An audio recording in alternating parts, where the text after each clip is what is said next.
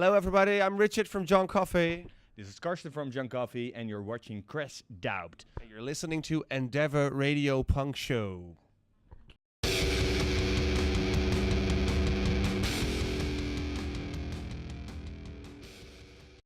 Bristol yesterday. Tell us how it went. Bristol was actually the first English show we did, which we thought was very exhilarating because it was the first show with a lot of people, first show with an awesome lineup, and a very good experience in England. Okay. Yeah, sure. What about you, Carson? It was really good. And we're new here, so we were a bit scared that no one was there, but there were actually people there. And what was even more fun and cool was that there were actually people singing along to our songs, and we were like, what the fuck? Our record isn't not even released yet, but you're already singing along to it. So that was really cool. The Great News, this is your new album. It's released in your country, but not over here. Is that right? Yeah, that's right. And that's coming out in May. Yeah. 11th. Okay. Like a Tom Nicholas's album comes out the same day as well. Oh, it is. Okay. What songs from the Great News are you going to be playing today, or are you going to keep that until? Keep it a secret. We're not football managers, so we can introduce our lineup a long time before we actually play. So, and it just no one will care. So, no, we're going to play a couple of songs from The Great News as well, and as well as Bright Companions, a previous album. It doesn't really matter because both of them are not very known here in England, but we're going to do our massive hit singles, of course. And they're massive hit singles. Yeah. Well, yeah. It's 50-50, I guess. Yeah. The fun thing is that we actually have to play 30 minutes, and we're just doing a club tour. We just finished our club tour in Holland and Germany, and then we had to play for more than an hour, mostly all the time. And now we only have to play 30 minutes. We were like, what? 30 minutes? So like we play a lot of just all the really songs, and then we play them, and it's 30 minutes later we're like, well, it's time for a beer. So no, we're actually it isn't. Because usually when we go off stage, we're exhausted and tired, and we're completely empty. And now we were like, hey, we've got more than enough energy left. So yeah, also a good experience. Those are the big advantages of playing really early and not playing that long. So that's really cool. Yeah.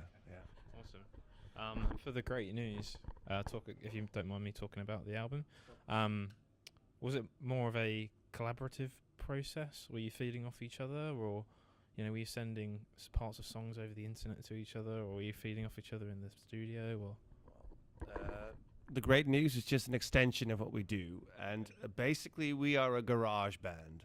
So we're not schooled. We didn't go to music schools and stuff.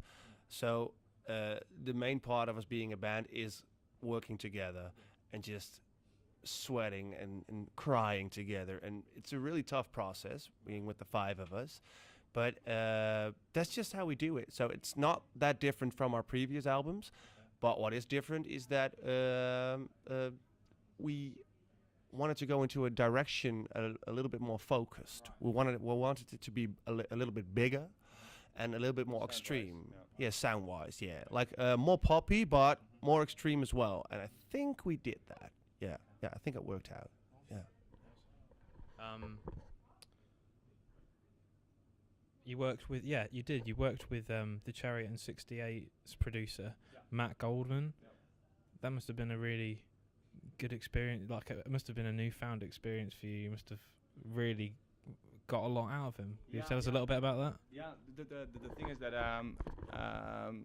well, we were the whole story behind that is really cool because one day we received an email from Josh Cogan. Got 3 sentences to explain how it Oh, sorry. Otherwise, this story is going to be far too long. But anyhow, I'm going to tell the Josh Cogan story anyhow because it's far too cool. But we received an email from him saying, I really like your music. And we were like, someone is fooling around with us. This is a friend who just made a joke. And because Josh Cogan is one of our biggest heroes. Anyhow, he said, I really like your music and stuff like that. So then we said to him, hey, do you want to produce a record? And he said, no, I can't because I'm touring, but maybe my producer, Matt Goldman, can produce your record. So then we sent him an email saying, hey, can you produce a record? And then he said, yes, I can. Can you come to Holland for a month? Oh, yes, I can. So, and then that was actually it. So, yeah, it was really, really cool. And it's like working with him, like I've watched all the documentaries, like studio documentaries made by Under Oath and The Chariot, like 15 times in a row. So that he was actually making our record, we were like, what? So it was so cool. And also like sound-wise, like our previous record, Bright Companions, was produced by Pelle Gunneveld. He did the first the Refused record. So that is a little bit more hardcore and a little less big, like sound-wise. And Matt Goldman, like the sound is so big, but still real. And that also ended up on our record, and that's something we're extremely proud of. Yep. That's really great to hear. That's really obviously. Yeah, I know the guy. Obviously because you wanted to make the album a bit more focused. Did Matt Goldman really give you the comfort zone that you needed to, write? And did he allow you to see a different, or did he understand you as a band, and did he allow you to see a different perspective on your band? Well, first of all, Matt Goldman is an American, so he's always polite and trying to manipulate his way into the music on a very friendly way. Very gentle. And he succeeded in doing that, definitely. So, yeah, we went into the studio with 12 tracks. That's it, 12 tracks, not more. We can't write more. This is it.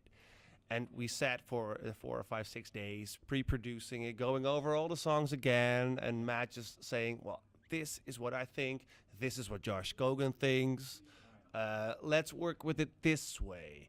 So that was a really... He was so gentle. He was so gentle in the process, because we're Dutch, and being Dutch is like, boom! Like, we're really direct, and we instantly say, I hate it, or I don't like what you're doing.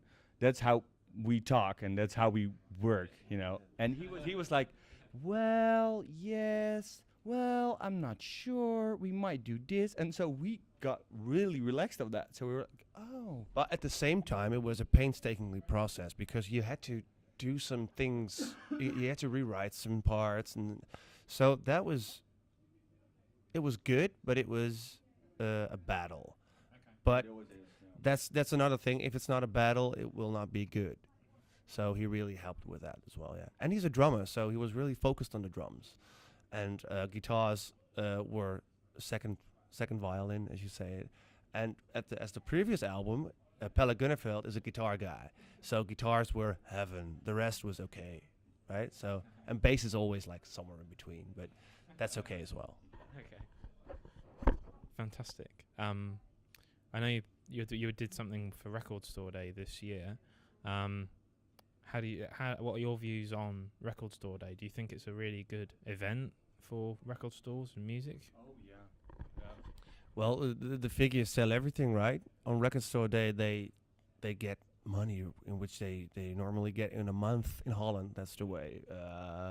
So it's a very good initiative, but mainly because it's fun to do. Yeah. Like for instance, the Dutch scene, getting out into the record stores, promoting them, and gives a feeling of membership. Right. So you're together in this. It's not just industry. It's about people who love music and selling it, like the owners of the shops, and the people who love music and making it. So that's a really direct connection. Yep. And that's got some magic in it. Yeah. And us playing acoustically is magic as well. I know that like Paul Weller doesn't like Record Store Day because of the fact that people buy the records and then put them up on eBay for about 5 times the price. Oh, so yeah, all the special releases. But we don't do special releases on Record Store Day, and if we do, we did one, but it's cheap nonetheless. So I think music has its worth. I think a CD and a LP have their value, and if you want to pay that value, It's great. And if something is worth a lot, and the reason isn't, it doesn't matter. The reason doesn't matter. If it's worth a lot, you get a lot of money for it. So it's not bogus. So Record Store Day is a slingshot into uppricing things. But hey, who cares, you know? About that Yeah. as well. 'Cause it seems that, like the record shops have a really hard time like coping with the whole new industry. So why would you, say bad things about that when there's one special day in which we highlight the record stores and then we'll whine about it? Yeah. Why is that? I don't think it's abuse of Record Store Day. No, it's a good use. Of course, it's commercialized. Of course, it is. But hey, it's a freaking shop. We're selling stuff. Of course, it's commercialized. I mean, So don't get me wrong. Every band on the Hit the Deck Festival is selling stuff. Yeah. So come on, we need to live as well, right? So you need to sell stuff. So you don't need to sell yourself, but you need to sell the stuff you make. So great opportunity. That's going to cause some controversy, I think. Who cares what I think? You know, I'm playing a band. Okay. Yeah, I understand your point. And I respect that. I definitely do. But I think that Record Store Day, it shouldn't really be abused. But you make your money. But I think it should be respected. It should be respected that somebody in front of the queue wants to buy the record just for the sake of buying it and profiting it. And a fan behind them might luck out. Might just go, I wanted that record. I'm a great fan of the band. I didn't get one. And record stores maybe don't buy it in again. So like, there's that perspective. But that just happens. You know, you can't say, oh, I don't like that. Well, I don't like that fact that someone is buying a record for money's sake. But hey, it's out there now. I also don't like the fact that we're saving banks. Well, those are the guys who started an economic meltdown. Like, there's so many things that I don't like. Let's talk about the Mediterranean. No, but I don't mean it in a cynical way. But compared to those problems, that record on Record Store Day is not that big a problem. How have you chosen the set list? How have you mixed it up?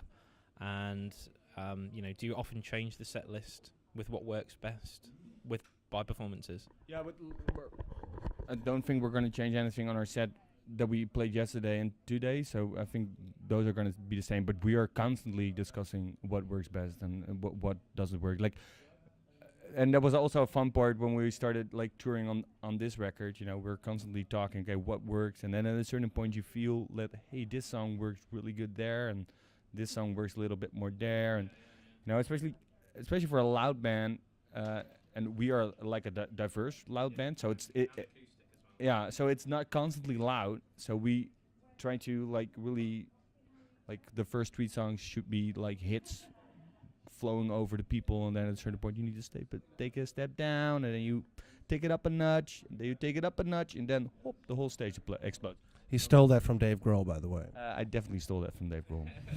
And he stole it from Queen, so there you go. No, but you constantly need to think about that. It's also a fun thing. I like it. I like writing set lists. And there are people who come at our shows a lot of time. So when they look at us at the 6th or 7th time, it's nice to at least turn around the songs a bit. Same thing all the time. Yeah. So. Yeah, we're not a band we're not very extremely good improvisers, but we have some points in the set where we can let loose a bit and think, hey, it doesn't matter now what I do because they'll just follow along. So but if later in the season when things we're set in, then you go just screw around. Yeah.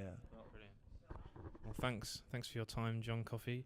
You've been watching Crashed Out, and John Coffey's new album, which is called The Great News, is out May 11th. Thanks very much, guys. Thank you. Thank you.